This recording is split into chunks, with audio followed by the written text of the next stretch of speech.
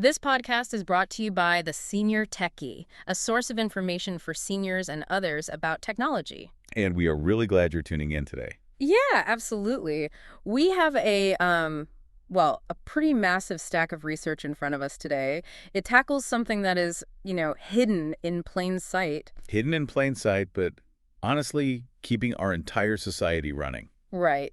It really does. And looking at the calendar, we are right on the eve of a date that usually it passes without much fanfare. Yeah, people don't really notice it. But for millions of you listening, it represents your entire existence. Tomorrow, the third Friday in February, is National Caregivers Day. And before anyone tunes out thinking, oh, I'm not a nurse, this isn't for me, we really need to clarify who you're actually talking about here. Good point. We aren't talking about the professionals in scrubs. As wonderful as they are. They are wonderful. But we are talking about the unpaid army. The data from the Senior Techie highlights a number that honestly just floored me. That's a big one. 53 million people in the U.S. are unpaid caregivers. It's a staggering number. I mean, to put that in perspective, that is roughly the population of South Korea or Spain. Wow.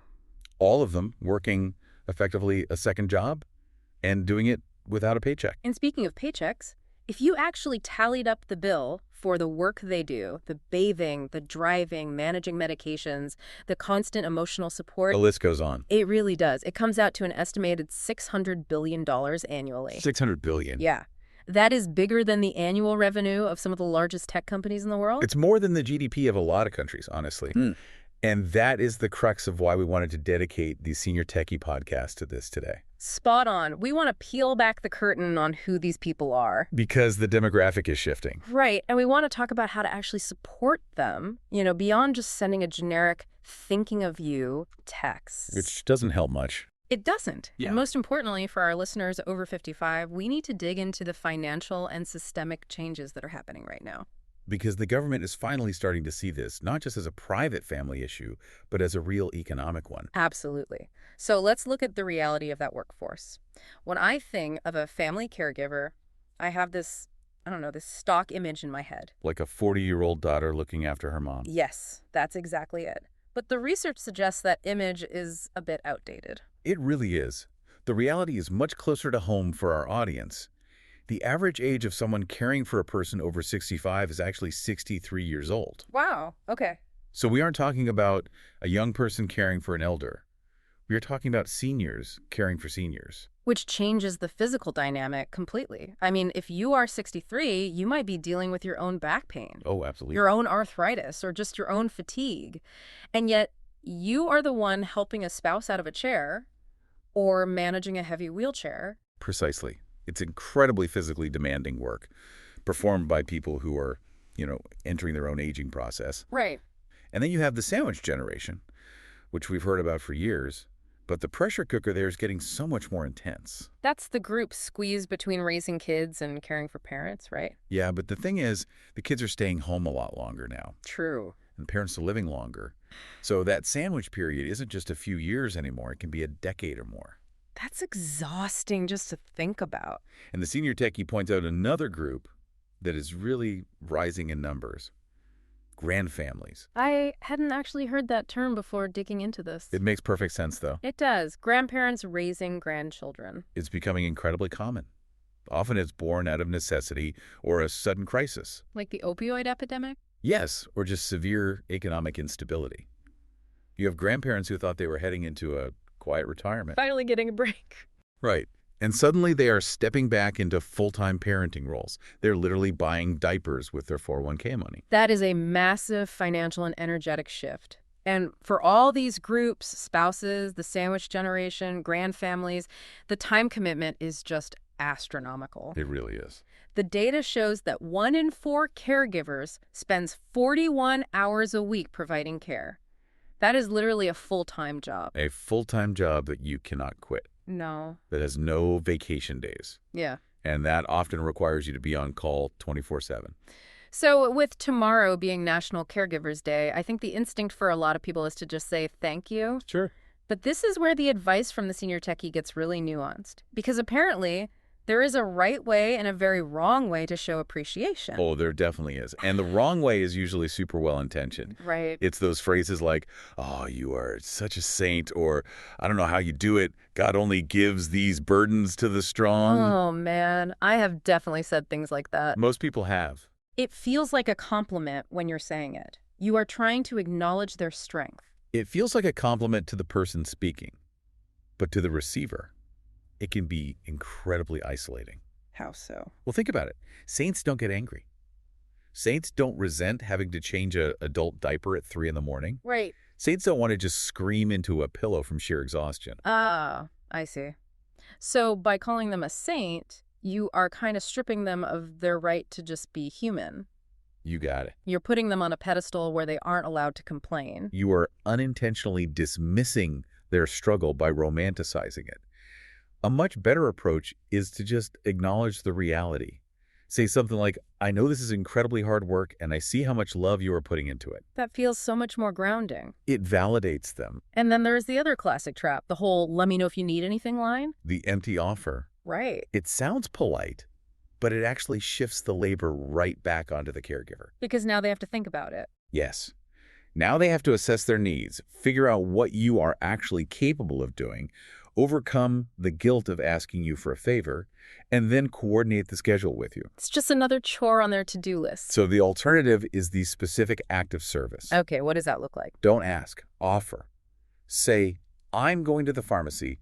What prescriptions can I pick up for you? Oh, that's good. Or, I am coming over Tuesday at 2 p.m. to sit with your husband so you can go for a walk. That distinction is huge. It completely takes the decision-making fatigue out of the equation for them. AARP had some really great suggestions on gifts, too.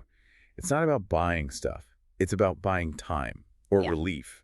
Yes, like a spa certificate, but the caveat there is important. Right, a spa certificate is useless if the person literally cannot leave the house. Exactly. So if you pair that certificate with, and I have arranged for a respite worker to cover you for those 4 hours, now you have given a real gift. I loved the story and the research about the bread pudding. It was such a small detail, but it mattered so much. That was a beautiful example. There was a woman whose aunt was the primary caregiver, and the aunt just loved this specific bread pudding from a certain bakery in another state.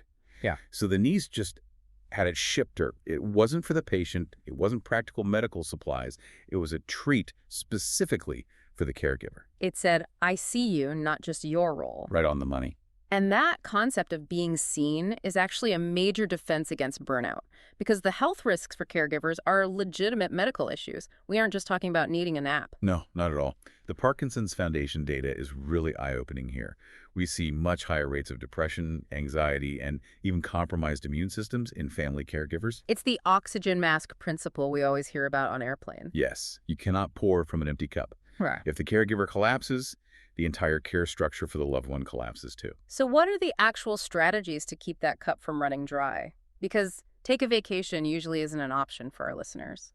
It starts with setting realistic expectations. The goal cannot be, I'm going to fix everything. Because you can't. Right. Often you are managing a progressive condition that simply won't get better. The goal has to be, I am going to provide the best comfort we can today. That reminds me of the concept of celebrating small victories. That is absolutely vital. If you look at the long trajectory of something like dementia or Parkinson's, it can feel like a losing battle. It's heavy. But if you focus on the micro moments, hey, he laughed at a joke today, or we had a really calm breakfast, those are the wins. You have to hold on to those to protect your own mental health. And you have to delegate. The senior techie suggests using technology here, like apps where you can coordinate family help. Lots of great tools for that now. But also just old-fashioned asking. Maybe the neighbor across the street can't provide medical care, but they can mow your lawn?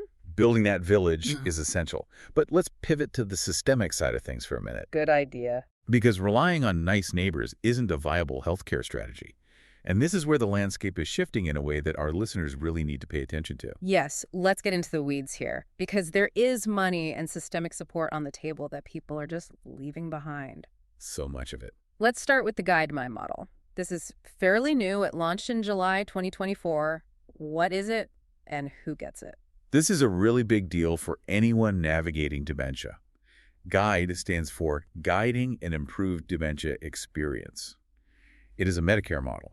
Okay. Historically, Medicare paid for doctors' visits and procedures, but it didn't pay for the messy stuff in between. Like the coordination. Right, the coordination, the late-night questions, the caregiver burnout.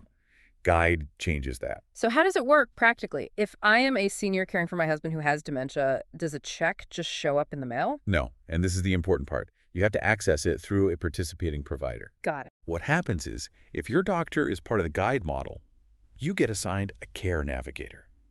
This is a real human being whose entire job is to help you. That's amazing. They answer the phone when you have a crisis. They help you find community resources. They even coach you on handling difficult behaviors. That alone is huge. Just having someone to call who isn't a frantic Google search at 2 a.m. But the financial kicker is the respite care. The guide model specifically pays for respite services, which means paying someone to give the caregiver a break. Up to a certain annual cap, usually around $2,500. That is money that previously would have come straight out of your own pocket. Okay, so the clear action item here for you listening is ask your doctor. Ask them specifically, do you participate in the Medicare guide model? And if they don't.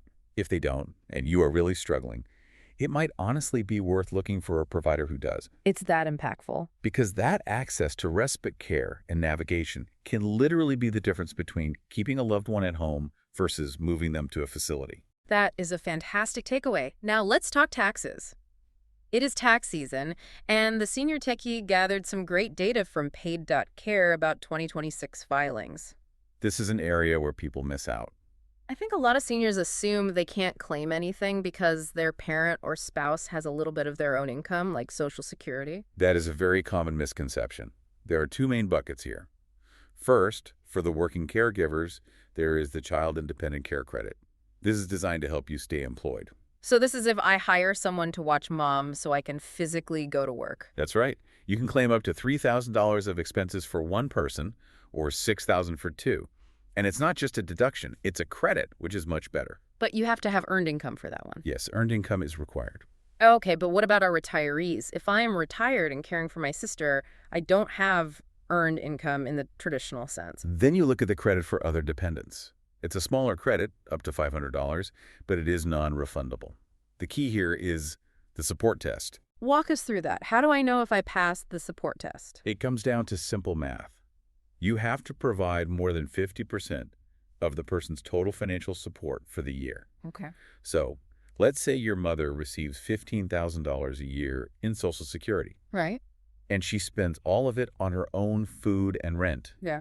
But her total cost of living, because of medical bills, special food, transport, is actually $35,000. So she's 20,000 short. Right, and that means you're covering the $20,000 gap out of pocket. Since $20,000 is more than half of $35,000, you pass the test. That makes perfect sense. You can claim her as a dependent.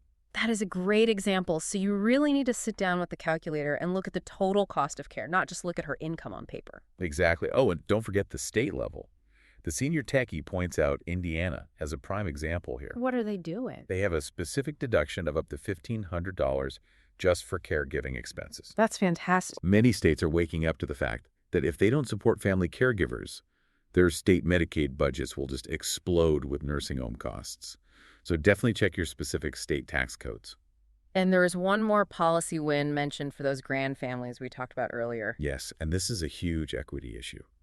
For a long time, if a grandmother took in her grandchild as a foster placement, the state paid her significantly less than they would pay a stranger to foster that exact same child. That is wild to me. The logic was basically, well, your grandma, you do it for free. Which is incredibly unfair considering the costs of raising a kid are exactly the same. It is.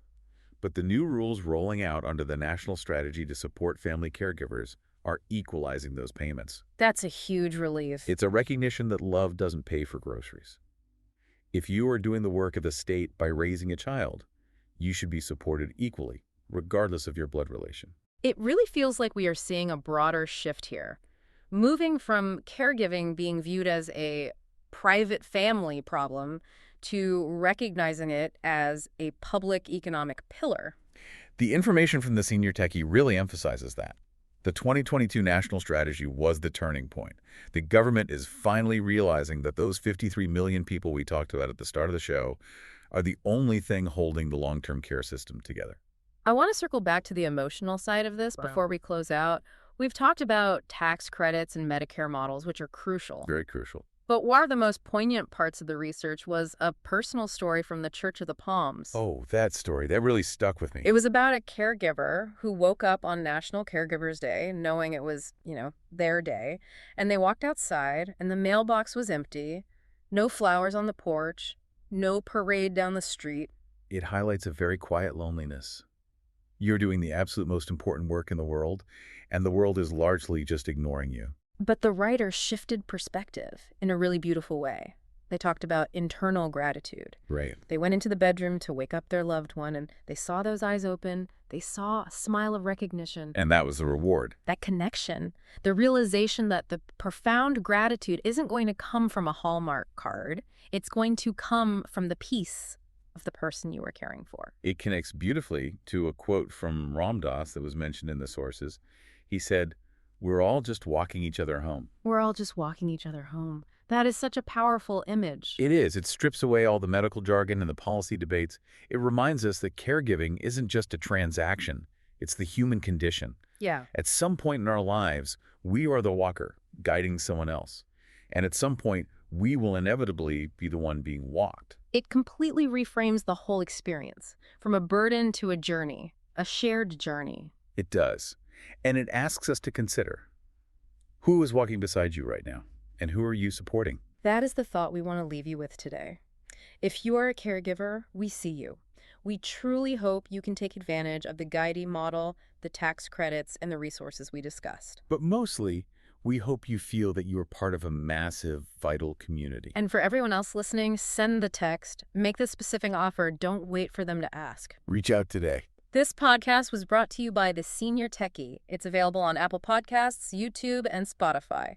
If you'd like to keep up with their newsletters, you can subscribe for free by going to subscribe.theseniortechie.com